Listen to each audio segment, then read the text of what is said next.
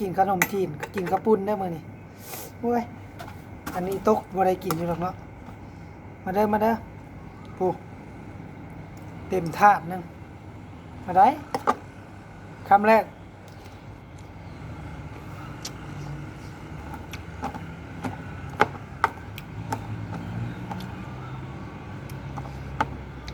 บ่ได้เฮ็ดเองนะน้องสาวเป็นคนเฮ็ด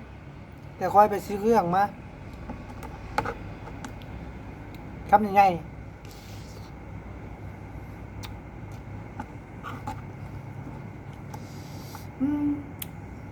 แซ่บเว้ยแซ่บเว้ย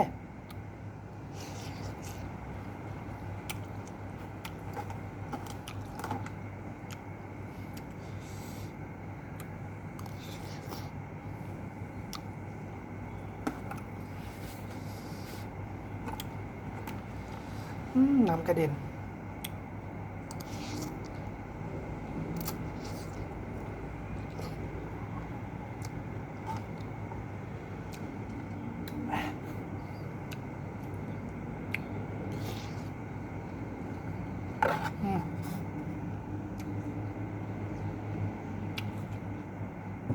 บักหลายๆ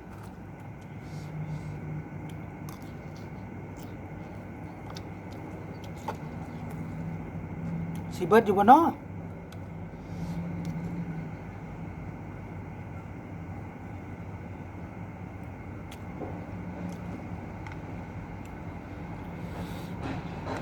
มีคนคอมเมนต์ว่า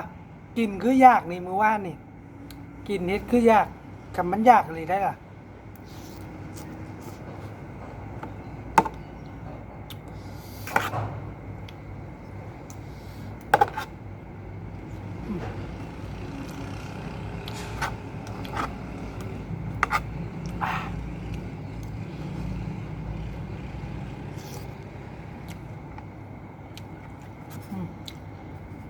เรียกว่าสิบ่เห็นลายเลยได้บุงานที่จะซ้ำมาเด้อมาเด้อไผยากก็มากินน้ำกันเด้อ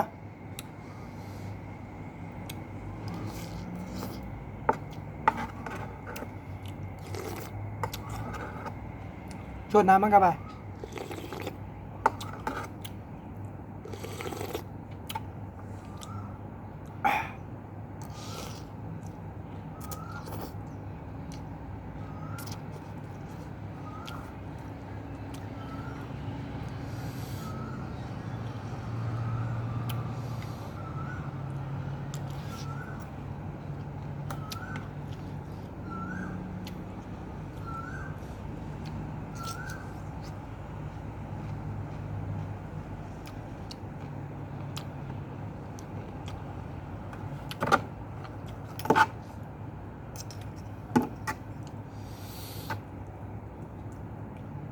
คำใหญ่ๆรถ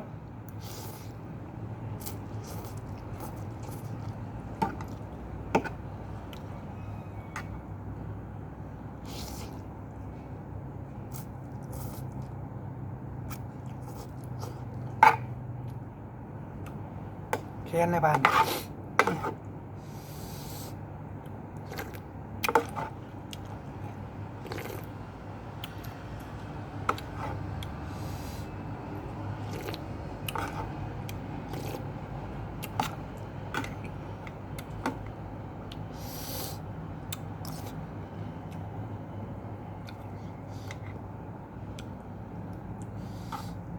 แค้นก็พุ่นบ้านนี่โอ้ย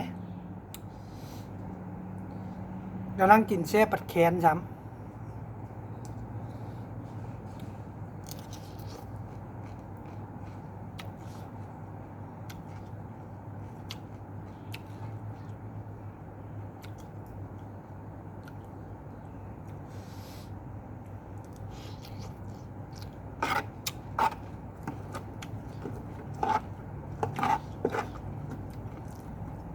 โต๊ะหนึ่งกับบ่ได้น้อยได้อจุ๊บเจ้าเอ้ยคิดว่าจะกินเบิดอยู่บ่นี่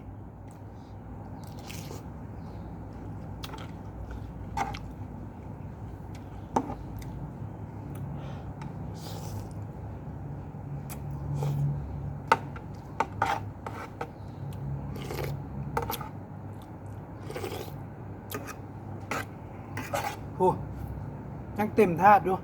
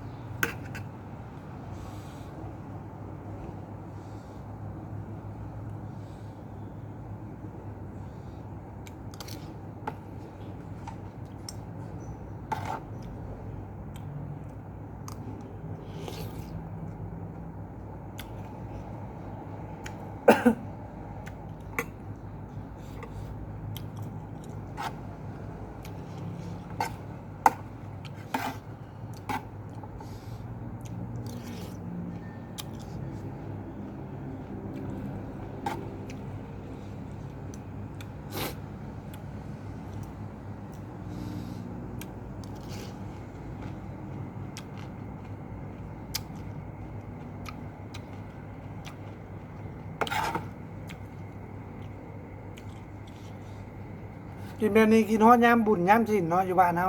งานดองคือกัน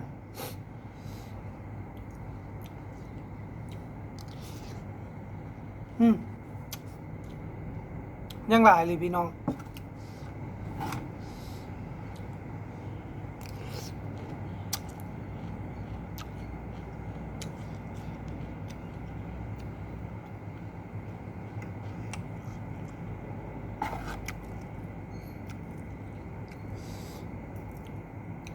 เป็นได้บาทนี่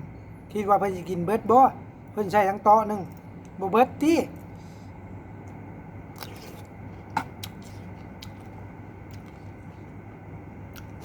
แม่นใช้เครื่องเดียวก็ดีเนาะ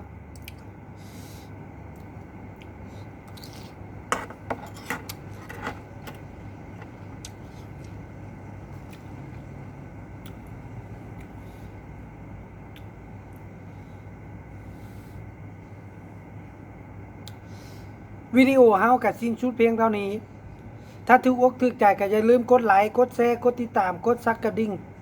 เพื่อให้แจ้งเตือนคลิปใหม่ๆบ๊ายบายเป็นกำลังใจให้เด้อ